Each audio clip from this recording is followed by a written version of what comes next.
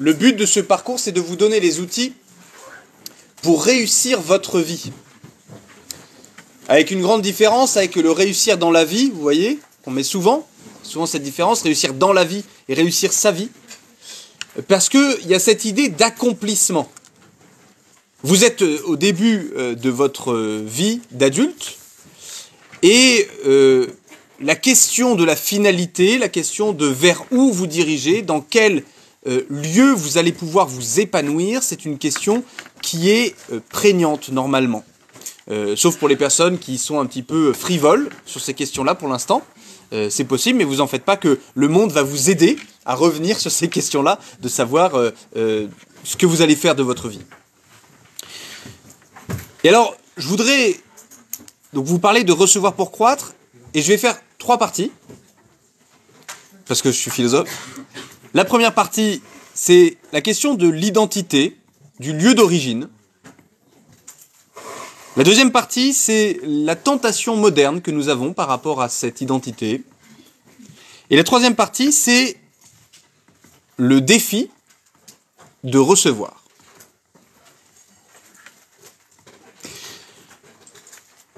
Recevoir pour croître, alors j'aime beaucoup parce que M. Sénès, quand il a pensé ce parcours, il m'a toujours parlé du vivant. C'est toujours quelque chose de prégnant lorsqu'on envisage la destinée humaine, lorsqu'on envisage le parcours humain, on envisage un être vivant. Et cet être vivant, notamment lorsqu'on aborde la question de la croissance, c'est une activité de quel ordre ? Végétative, merci. C'est une activité végétative. C'est-à-dire que les plantes partagent avec tout le règne vivant des activités spécifiques, notamment nutrition, croissance, reproduction. Une des particularités de la plante, et ça, si vous vous intéressez pas aux plantes, ça vous fera de la culture générale de toute manière, une des particularités de la plante, c'est que elle ne peut pas changer de lieu. Je sais pas si vous vous rendez compte, mettez-vous à la place d'une plante, une graine tombe quelque part, elle ne bougera pas de ce quelque part. D'accord ? Ça va être très... Alors, il y a des plantes rampantes, il y a des choses comme ça, mais la racine restera au même endroit. Et d'ailleurs, je ne sais pas si vous avez vu, à flanc de montagne, par exemple, il y a des graines qui sont tombées sur des espèces de ravins, et vous vous dites, mais la pauvre plante, que vous sentez qu'elle est en train de pousser, elle a 0 terre, elle a un petit peu d'eau de temps en temps, elle est peu exposée au soleil, il y a du froid tout le temps, et ben c'est là qu'elle pousse. Et en réalité, ça implique une deuxième chose, c'est que la plante, dans sa stratégie d'évolution et tout ça, elle a développé une technique, c'est qu'elle transmet à ses graines toutes les informations génétiques pour pouvoir survivre à proximité. D'accord ? C'est comme ça qu'on fait de la sélection, vous voyez, par exemple, de semences de plantes potagères. Si vous achetez par exemple vos graines de tomates dans les supermarchés, c'est des trucs qui sont complètement modifiés, etc. Ça n'a aucun intérêt. Le plus intéressant, c'est que vous prenez des semences dites paysannes, vous mettez votre plante de tomate, et vous ne lui donnez pas d'eau, vous ne la protégez pas, et vous ne récupérez que les tomates qui arrivent à pousser. Et à partir de ces tomates-là, vous récupérez les graines, et vous verrez que lorsque vous allez semer une deuxième année, eh bien, elle sera beaucoup plus forte, elle sera capable de tenir par rapport aux intempéries, par rapport à la terre, par rapport à tout ça. Ainsi, le lieu, la situation d'une plante, elle le transmet génétiquement, comme une information. Eh bien, nous, c'est pareil. De manière analogue, parce que nous sommes des êtres humains, on n'est pas branchés à un lieu, bien qu'il faudrait voir, mais nous recevons, de manière passive, et on verra que c'est important, une certaine part de notre identité. Alors l'identité personnelle, je vais vous inviter là à faire un petit exercice. C'est que vous allez essayer en 1-2 phrases, je vais vous donner 3 minutes, le but c'est que ça soit rapide, de dire votre identité. Très bien. Est-ce qu'il y a des personnes qui aimeraient bien juste nous dire comment elles se sont définies. C'était intéressant de regarder votre tête. Hein. Et au tout début, il y a eu beaucoup d'évidence, et puis petit à petit, il y a eu beaucoup d'angoisse qui est montée sur le visage de certaines personnes. Donc dites-moi, comment vous pourriez vous définir? Ouais. D'abord, là où on vient, Donc vous avez dit quoi? Du coup, je viens de Marseille. Voilà, vous êtes Marseillais. Après, ce qui nous fait, nous, peu importe où on est, c'est-à-dire mon tempérament. Super, vos caractéristiques, ouais. Et après, je suis pas allé plus loin parce que pour moi, il n'y a pas. Donc je suis Marseillais avec des caractéristiques. Vous voyez, c'est intéressant. C'est très intéressant. Parce que lorsqu'on vous demande de vous définir, vous-même, vous ne mettez pas l'accent sur les mêmes choses. Le regard que vous portez sur vous-même, vous ne mettez pas l'importance sur les mêmes choses. Et l'identité personnelle, alors elle va se prendre de plusieurs manières. La première, la plus évidente, en fait, je vais vous dire, celle qui apparaît le plus souvent, c'est l'identité personnelle sexuelle. C'est-à-dire comment la personne s'envisage. Alors, quand je dis que c'est évident, c'est plus ou moins évident, on le verra plus tard, mais parce que ça va passer par le biais de représentation sociale, de représentation psychologique, de représentation, bref, de tout un tas de trucs comme ça. Mais l'identité sexuelle. Ensuite, la deuxième chose, c'est l'identité relative à la famille. D'accord? Donc c'est soit la position dans la fratrie, s'il y a des frères et sœurs, soit c'est, voilà, je suis issu de telle famille, voilà. Alors, le pire, c'est les familles, vous savez, qui ont une certaine histoire. Voilà, je suis issu d'une famille, depuis, je sais pas, des générations, on habite à Guéret dans la Creuse, on est creusois, je sais pas si ça se dit d'ailleurs, des creusois. Comment? C'est ça, creusois, on est creusois depuis le début, ou alors j'habite à, je sais pas, vous prenez n'importe quelle ville, voilà, ce qu'a fait Louis-Marie, c'est intéressant. Il y a Marseille, alors Marseille, ça peut renvoyer à une famille, mais ça peut renvoyer à une ville. Voilà, c'est vraiment l'implantation familiale. La troisième chose qui vient souvent, c'est la question du pays. Voilà, je suis français. C'est très étonnant d'ailleurs, vous savez, vous verrez ça quand vous partirez en troisième année à l'étranger. Quand vous croisez un autre Français à l'étranger, ça devient votre meilleur pote. Alors que, objectivement, vous l'auriez croisé dans la vraie vie, vous l'auriez même pas parlé, vous voyez, enfin, il vous aurait pas plu, directement. La communauté de pays fait une identité dès lors que, justement, on en est un peu loin. Il y a une possibilité aussi, par rapport à l'identité, c'est la religion. Il faut bien comprendre, en France on a un petit peu de mal avec ça, mais il y a une identité qui se constitue dans la croyance religieuse, puisque la croyance religieuse est quelque chose de l'ordre de très intime et qui est quasiment connaturel à ce que je suis. Et enfin, la dernière possibilité, elle est double, ce sont les activités, de manière générale. Vous savez, quand vous devez vous définir, vous pouvez très bien dire, voilà, moi je suis un passionné d'escalade, je suis un passionné de, je sais pas, de ski, je suis un passionné de musique, je suis un passionné de machin, et ainsi de suite. Donc des activités. Dans le monde professionnel et adulte, vous verrez, enfin, vous, monde étudiant, vous le voyez déjà, vous vous présentez en disant quelles études vous faites. Vous vous présentez sachez que dans un dîner mondain, la plupart du temps, les adultes se présentent en disant ce qu'ils font dans la vie. Vous voyez, voilà, j'ai tel métier. Ça constitue leur identité. Mais ça peut être aussi les caractéristiques, les qualités, les défauts. Voilà. Mais ça, les qualités, les défauts, ça nous donne une approche très morcelée, en fait, de l'identité. Mais qui est intéressante. Et ça, vous voyez, il y a une part, dans toutes ces caractéristiques d'identité, il y a une part à la fois subie et à la fois reçue. D'accord ? On y reviendra plus tard, cette différence entre le fait de subir quelque chose et le fait de recevoir quelque chose. C'est complètement différent. Alors la tentation moderne, aujourd'hui, nous sommes dans une culture qui arrive, et je suis très heureux que nous assistions en fait enfin à ça, qui arrive à ce qu'on appelle une espèce d'aporie de la philosophie du sujet de Descartes. Oui, une contradiction. C'est-à-dire qu'on arrive au fait que la philosophie de Descartes ne peut plus tenir, puisque, vous savez, le propre de Descartes, c'est de faire c'est d'ouvrir un pan de la philosophie qui s'appelle la philosophie du sujet. La philosophie du sujet, elle a encouragé l'homme à utiliser son intelligence comme capable de s'envisager elle-même et donc de se découvrir soi-même. Vous voyez, par un retour sur soi, on s'envisage soi-même.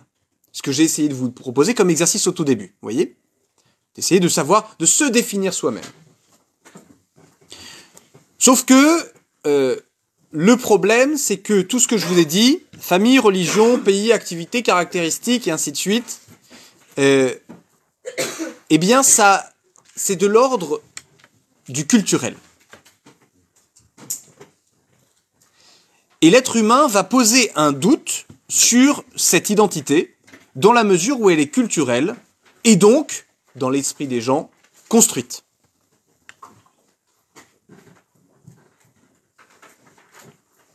Et donc, il va falloir essayer de voir ce qui est derrière toute cette identité-là. De rejoindre la nature pure de l'homme, la nature pure du sujet. Qu'est-ce que je suis indépendamment de ma famille, de ma religion, de mon pays, de mon activité, de mes caractéristiques? Qu'est-ce que je suis? Vous savez Pascal, qui dit finalement, qu'est-ce que j'aime réellement chez les autres si je n'aime que les accidents, en fait? Je ne l'aime pas réellement. Et donc, on va être tenté de tout déconstruire. Et c'est la philosophie de la déconstruction. La déconstruction, c'est une quête désespérée pour essayer de trouver derrière tout ce qui est artificiel quelque chose qui subsisterait. Quelque chose de naturel. Une identité propre. Une hugoïtude de Hugo, indépendamment de sa culture, de son pays, de sa religion, de ses caractéristiques. Quelque chose qui serait l'identité pure. Et vous voyez, on peut être tenté de cela lorsque l'on envisage notre orientation professionnelle. Essayer de trouver mon désir pur. Indépendamment de ce que ma famille a pu me dire, indépendamment de ce que mon pays a pu me dire, indépendamment de ce que mes études ont pu me dire, indépendamment. Et donc, notre culture, alors attention, quand je dis notre culture, je répète à nouveau, il n'y a pas de complot. C'est une conséquence normale de la philosophie du sujet. C'est normal, c'est une conséquence habituelle. Donc notre culture est basée sur un individualisme qui veut déconstruire. Exemple, on prend l'identité sexuelle. Hommes et femmes sont des caractéristiques culturelles. Il faut donc les déconstruire. Dans quel but? Dans le but de trouver réellement, au fond de moi, ma véritable identité sexuelle. Vous voyez? Et finalement, lorsque je vais déconstruire, c'est-à-dire que je vais montrer que finalement, un homme dans une tribu Maasai et un homme dans une ville de France, c'est pas du tout la même chose au niveau culturel, donc c'est relatif, donc l'homme n'existe pas, donc finalement il faut que je me définisse autrement. Indépendamment de ma culture. Autre chose, peut-être, qui peut être un peu plus rude, c'est-à-dire que les représentations culturelles de l'homme et de la femme, ou de l'hétérosexualité, ou de l'homosexualité, ou de la transidentité, bref, ce genre de choses, eh bien, me sont violentes. Et donc je ne peux pas m'y identifier. Exemple, on vous a dit que la femme, c'était allez, on va prendre Aristote, la femme, c'est un mal manqué. La femme, elle est incapable de gouverner. La femme, elle est, je sais pas, non volontaire. La femme. Eh bien, résultat, vous allez vous dire, mais il n'est pas bon d'être une femme. Ou alors, on vous propose, on vous dit, la femme, c'est soit une mère, soit une épouse. Une femme, c'est forcément doux, c'est forcément gentil, c'est forcément sympa. Une femme, c'est forcément maternelle. Et vous avez une incapacité à intégrer votre identité. Donc, vous allez rejeter ça. Et vous allez dire, je ne suis pas une femme. Vous prenez la même chose pour l'homme. Hein. La force, en fait, de la culture, c'est qu'elle vient nous informer. Et on va le retravailler après. Mais vous prenez aussi la famille. La famille, aujourd'hui, ça peut devenir très compliqué de s'identifier à la famille. Je sais pas, vous prenez des parents, par exemple, qui se sont séparés. Des divorces. Ça concerne à peu près 2 personnes sur 3 en France. Voilà, voilà, des parents qui sont divorcés. La plupart du temps, dans notre culture,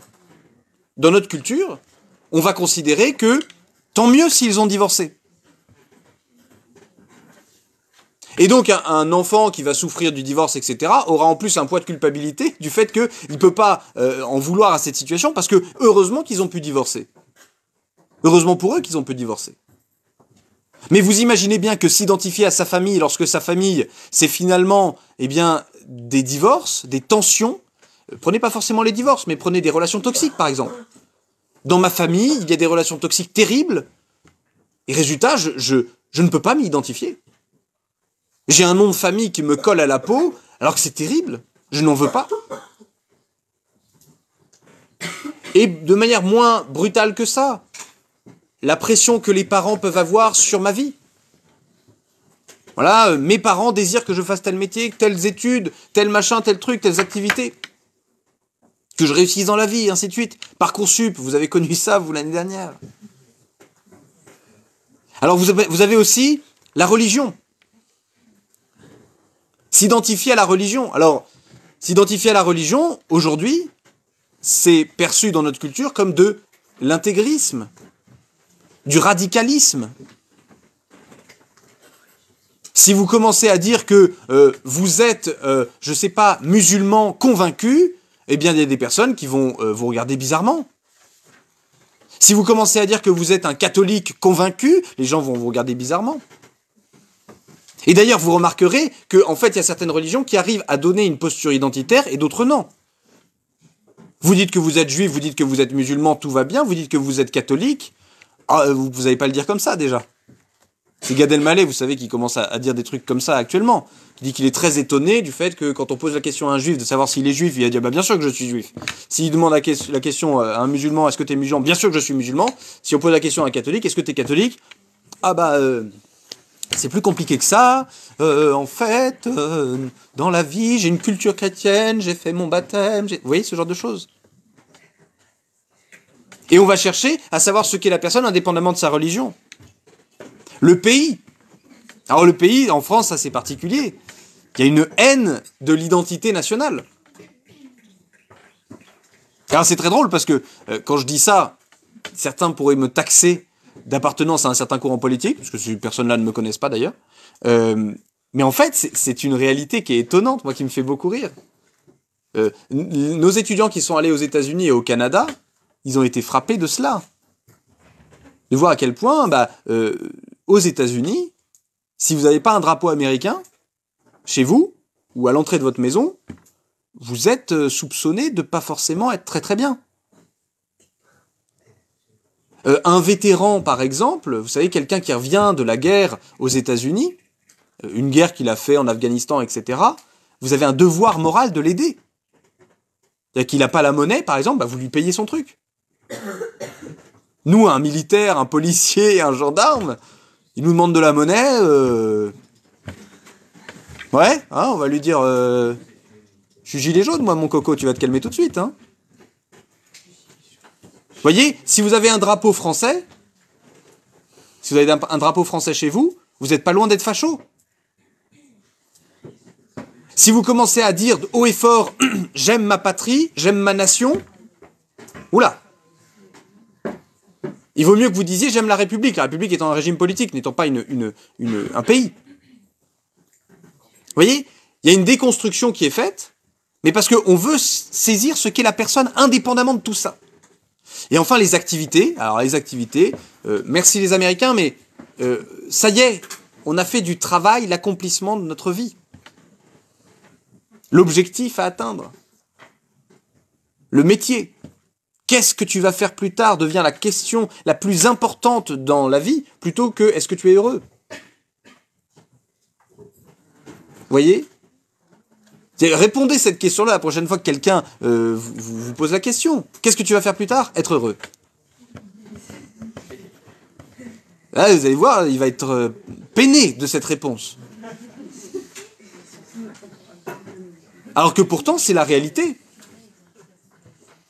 Mais les personnes vont se définir par leur travail. Et bizarrement, on va faire en sorte que le travail dure de plus en plus longtemps. La retraite va être vue comme un échec. Finalement, il vaudrait mieux travailler le plus longtemps possible pour pouvoir se définir. Et enfin, les caractéristiques, les talents, les qualités, les défauts. Vous savez, cette horreur, quand on commence à vous dire, donnez 5 qualités et 5 défauts. C'est-à-dire que les défauts, il n'y en a pas de problème, il y en a souvent 5 qui arrivent. Alors 5 qualités, je suis gentil, je suis un peu drôle, je suis généreux. Vous voyez, sans trop savoir ce que c'est que la générosité d'ailleurs. Et un défaut, vous savez, alors quand on vous demande ça, c'est terrible, parce qu'on vous apprend à mentir en plus. Je pense que je suis perfectionniste. Tellement débile, vous voyez. Et donc, on va être tenté, une fois qu'on a déconstruit tout ça, de dire, qu'est-ce qui reste?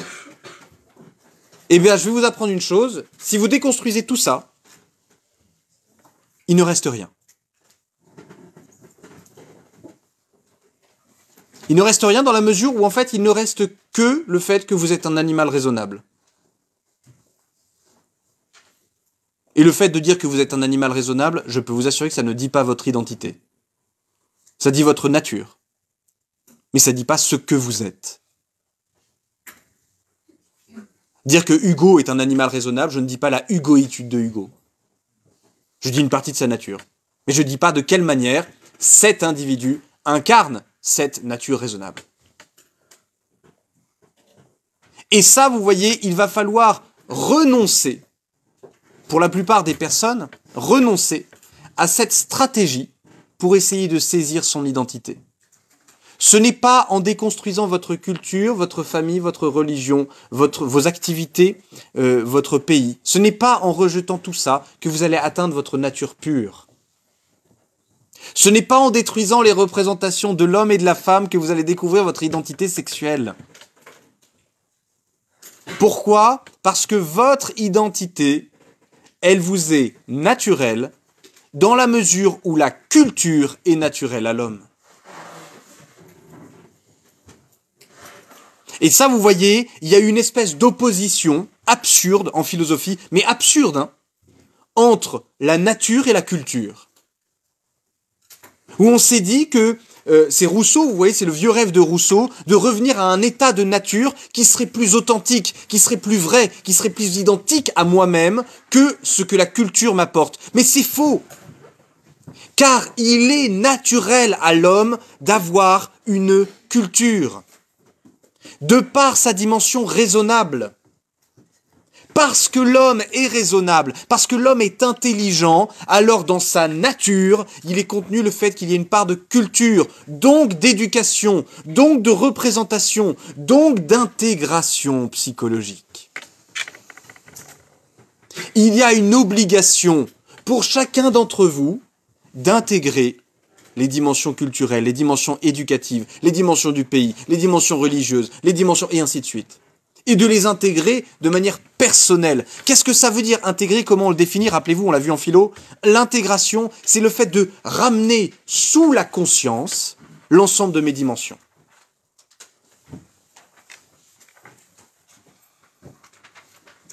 Vous voyez, j'ai beaucoup discuté par exemple avec des personnes qui se posaient la question de la transidentité. C'est-à-dire qu'elles n'arrivaient pas à se définir comme, femmes parce qu'elles avaient un corps de femme. Elles n'y arrivaient pas. Mais en fait, la problématique est une problématique d'intégration. C'est-à-dire, qu'est-ce qui, dans la représentation culturelle de la femme, ne m'est pas possible, ne m'est pas assimilable? Comment ça se fait? Parce que, en tant que tel, la conception d'une femme, c'est du construit, c'est du culturel. Et la preuve, c'est que vous avez des sociétés matriarcales qui ne fonctionnent pas du tout comme des sociétés patriarcales. Et c'est pas mauvais. Il faut intégrer les choses. Et alors justement, ça représente un défi. Parce que toutes ces dimensions identitaires, eh bien, il va falloir apprendre à les recevoir.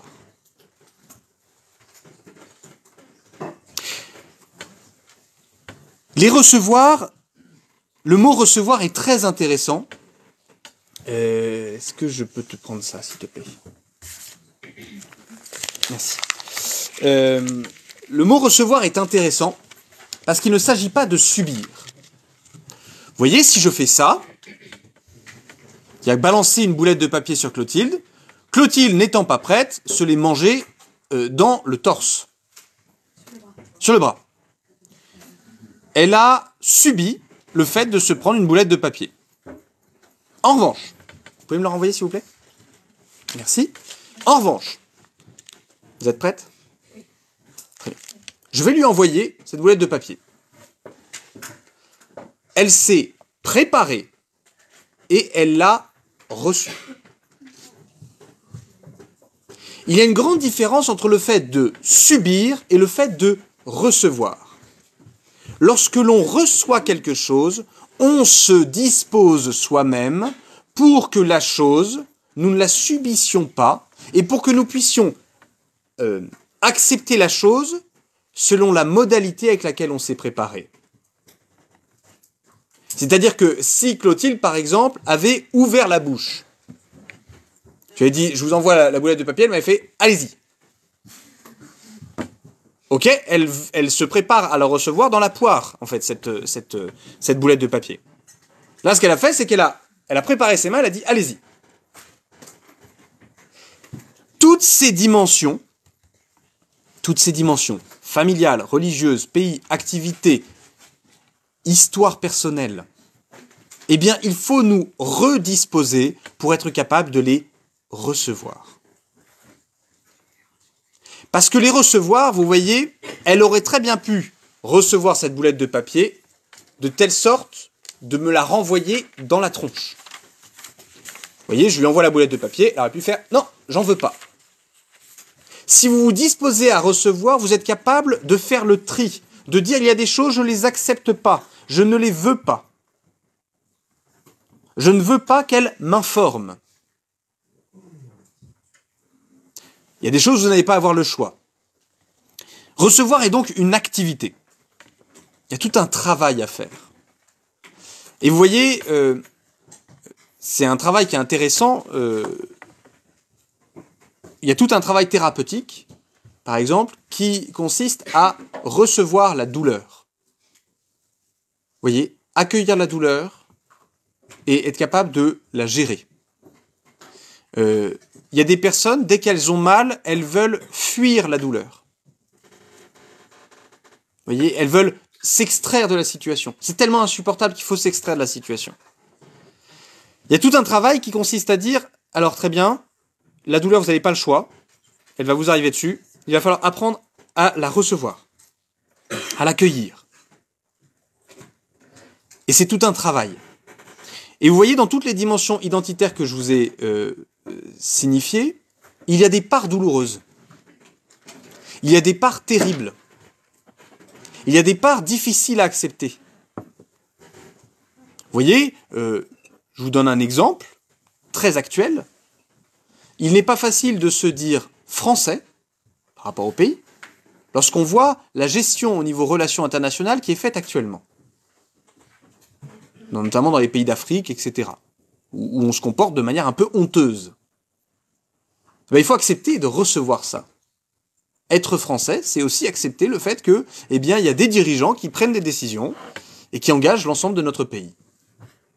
Vous voyez, quand vous avez une certaine religion, prenez un exemple quand vous avez des attentats au nom d'une certaine religion ou quand vous avez des abus sexuels qui sont faits dans une certaine religion, c'est pas facile de continuer à s'identifier à cette religion.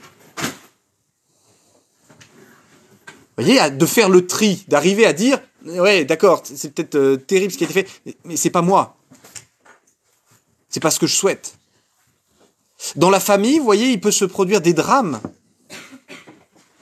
Des drames, et je ne vous parle pas simplement des drames du type séparation, du type abandon, mais ça peut être de l'inceste, ça peut être des agressions, ça peut être des vies détruites. Et vous voyez, ce genre de choses, ça fait partie de notre vie, et soit on va essayer de le fuir, soit on va devoir le recevoir. Et le recevoir, ça suppose... Vous pouvez me renvoyer la boulette, s'il vous plaît, de papier, merci. Recevoir, ça suppose que ça nous change.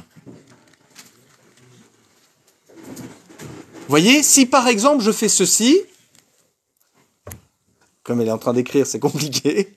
Si je fais par exemple ceci, le fait de recevoir cette boulette de papier va obliger la personne à se décaler, à bouger, à changer. Eh bien, c'est exactement la même chose dans notre identité. Recevoir, ça va nous obliger à changer. Et vous allez comprendre une chose, c'est pour ça que M. Sénès, d'ailleurs, a rajouté le recevoir. Pourquoi ? Pourquoi on devrait recevoir ? Pour croître. Si nous n'acceptons pas de recevoir notre identité, ce que nous avons vécu, eh bien, nous ne grandirons pas. Nous ne grandirons plus. Il y a quelque chose en nous qui va être arrêté, qui va être stoppé. Et ça, vous voyez, par exemple, quand on étudie la conscience traumatique, il y a un traumatisme, c'est-à-dire vous avez un accident de voiture, vous vous faites agresser, plein de trucs comme ça qui causent un traumatisme, eh bien le cerveau, pour protéger le psychisme humain, empêche que nous soyons capables de recevoir l'information. Et donc il va enregistrer de manière chaotique l'événement. Donc il n'y a pas de chronologie, il y a des impressions, il y a des choses comme ça. Et donc c'est un espèce de protection du cerveau, c'est bien fait. C'est terrible, mais c'est bien fait. Mais ça nous empêche de recevoir ce qui s'est passé. Ça nous empêche de recevoir ce qui s'est passé. Et donc ça donne lieu à des dissociations. Il y a des personnes qui vous racontent un accident de voiture où tout le monde est mort dans la voiture sauf elles. Elles vous le racontent de manière comme ça, banale. Par contre, à un moment, lorsqu'elles entendent la musique ou une musique qui ressemble à la musique qu'elles étaient en train d'écouter dans cette voiture-là, là par contre elles font une crise d'angoisse d'un coup. Vous voyez, donc la capacité à recevoir, c'est notre capacité à pouvoir croître, à pouvoir changer, à pouvoir évoluer.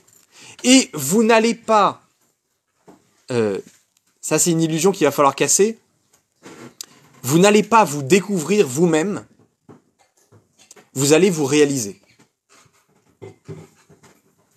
D'accord ? C'est complètement différent. On pourrait penser que la quête humaine, c'est une quête intellectuelle de découverte de soi. Vous voyez, pour essayer de trouver son vrai soi à l'intérieur de nous.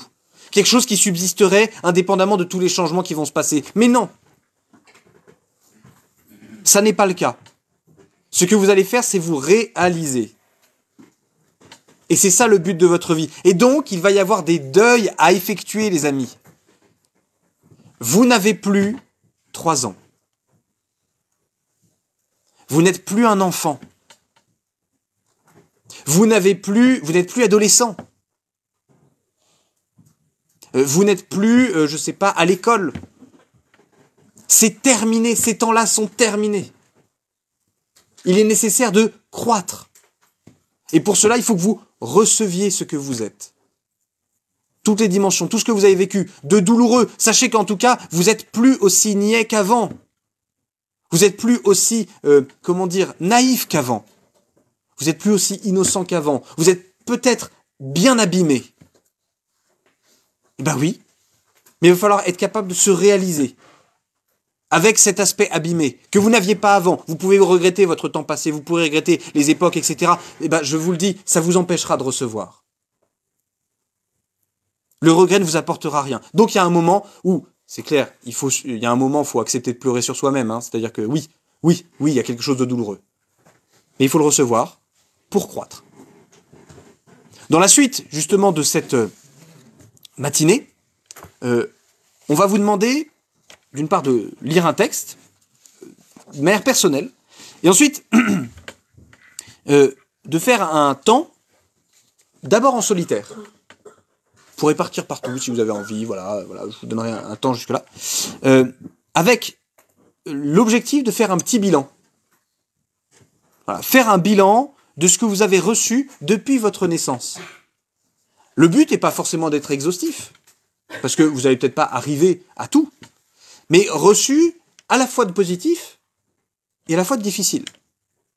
Quelles sont les enclumes que j'ai depuis ma naissance, là, qui sont arrivées au fur et à mesure de ma vie? Comme quelles sont les qualités que je peux avoir, les facilités que je peux avoir. Et ça peut être, ça va être de trois manières. Que m'ont apporté mes parents, ma famille, mon éducation, mon instruction? Quelles sont les valeurs familiales que j'ai vraiment fait miennes? Vous voyez, pas les valeurs familiales qui sont extérieures à moi, celles que j'ai fait miennes, que j'ai vraiment acceptées. Deuxième chose, sur quoi dès à présent puis-je m'appuyer pour envisager l'avenir? C'est quoi les forces que je peux avoir, les marchepieds que je peux avoir? Et ensuite, est-ce que je sens dans certains domaines des carences, des manques qui me gênent? Et être capable de les nommer.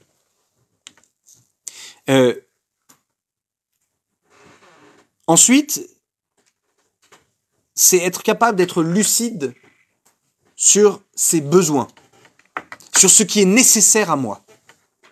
Donc, la première chose, c'est, ça a été formulé comme ça, quelle doit être ma base arrière, de quoi ai-je besoin pour avancer au large? Avancer au large, cette expression est très belle. Vous voyez, quand vous êtes au niveau du port, je ne sais pas si ça vous est déjà arrivé, quand vous êtes face à l'océan, on parle des Marseillais, mais vous êtes à Fos-sur-Mer, vous êtes ailleurs, et à ce moment-là, vous avez un espèce d'appel par le large.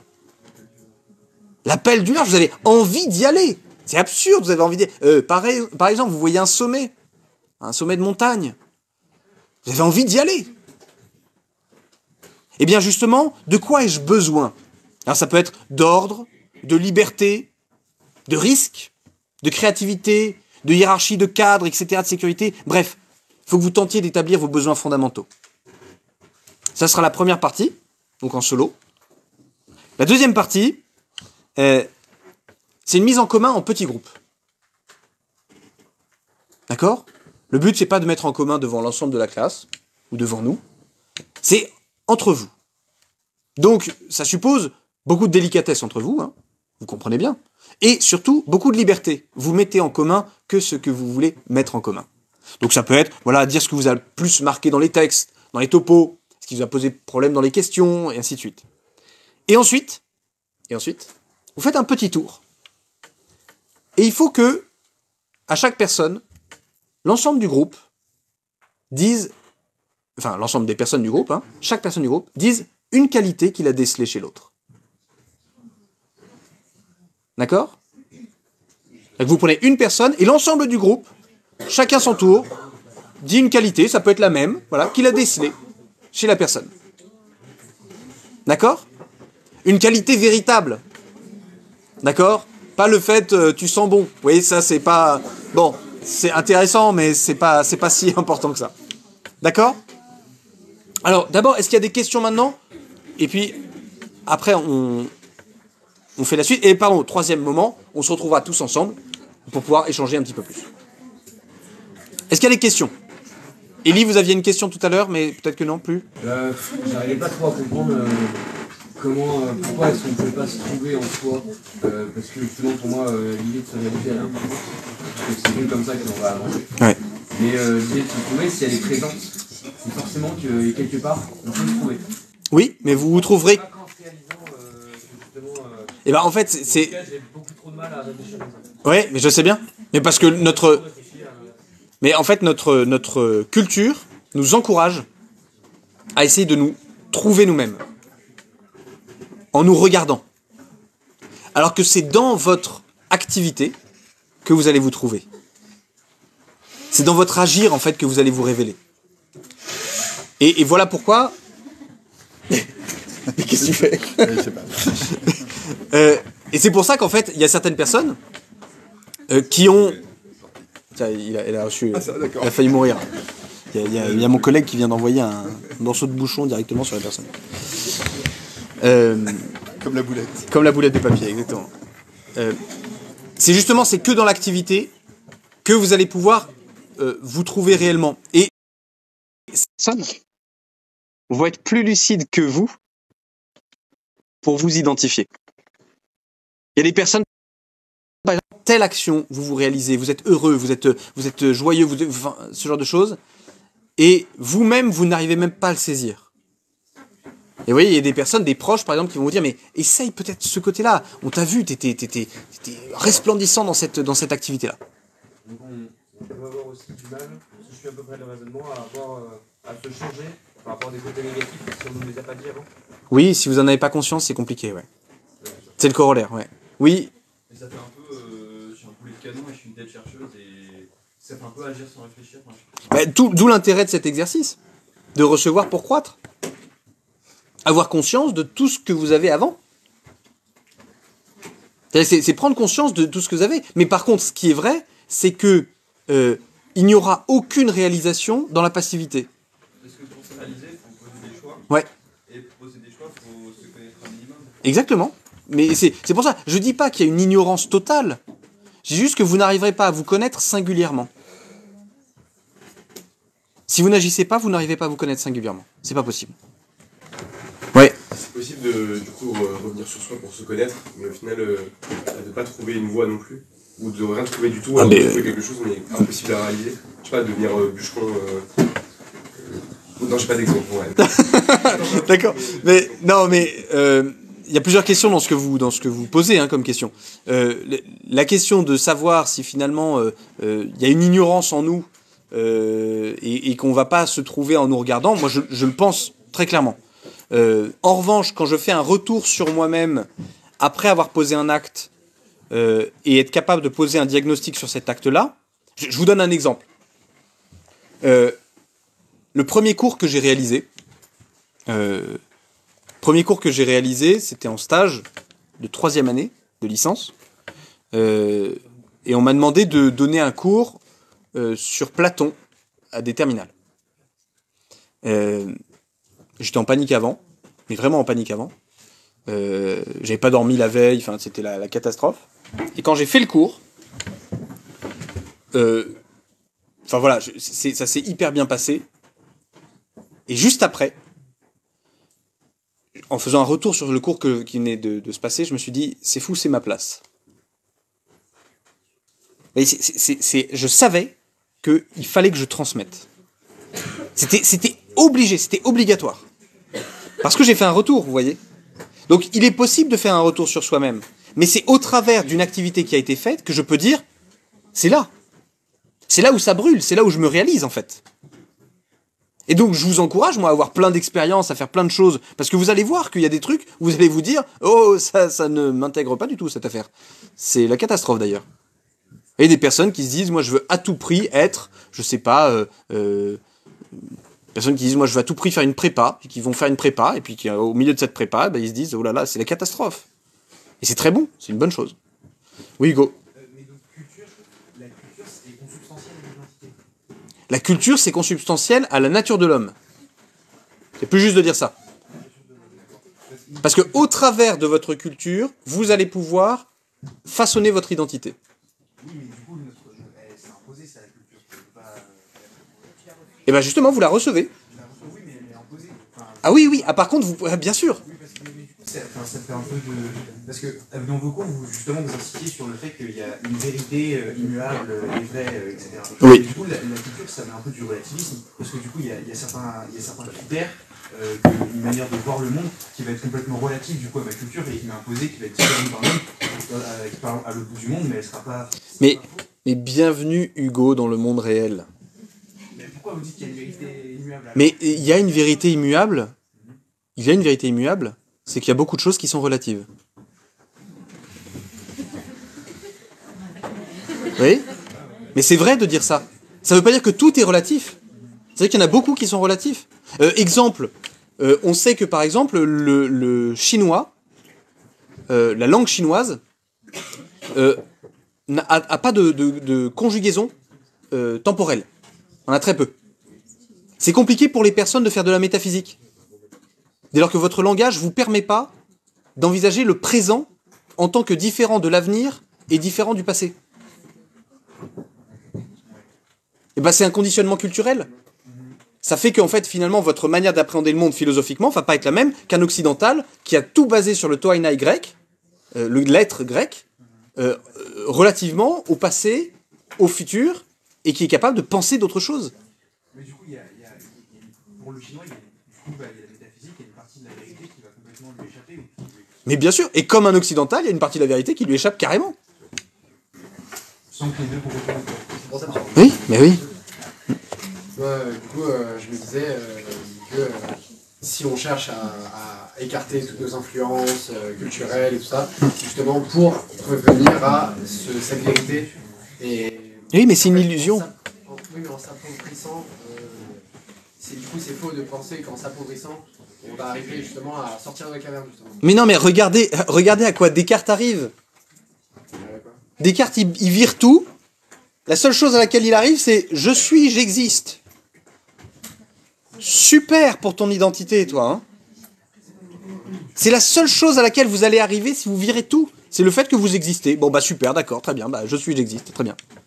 Et encore que, Nietzsche va dire, on n'en est même pas sûr. Parce que si on prend le jeu comme étant une constitution de la conscience, on pourrait en douter. Donc en fait, c'est terrible de faire ça. Il faut arrêter, c'est un délire intellectuel. Stop, on arrête.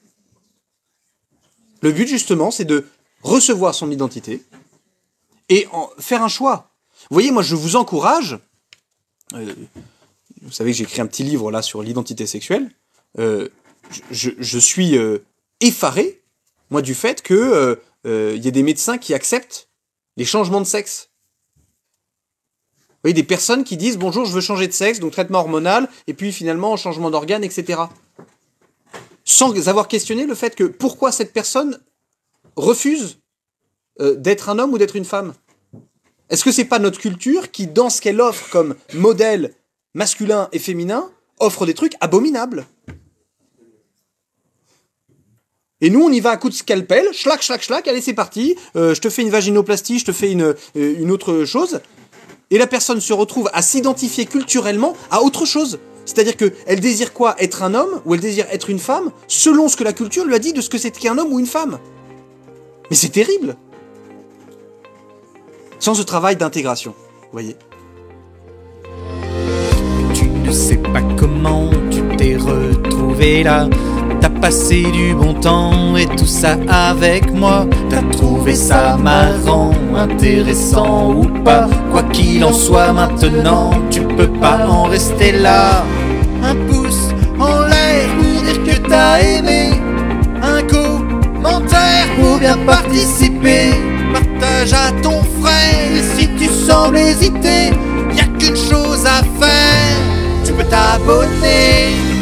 Abonne-toi à FMP. Abonne-toi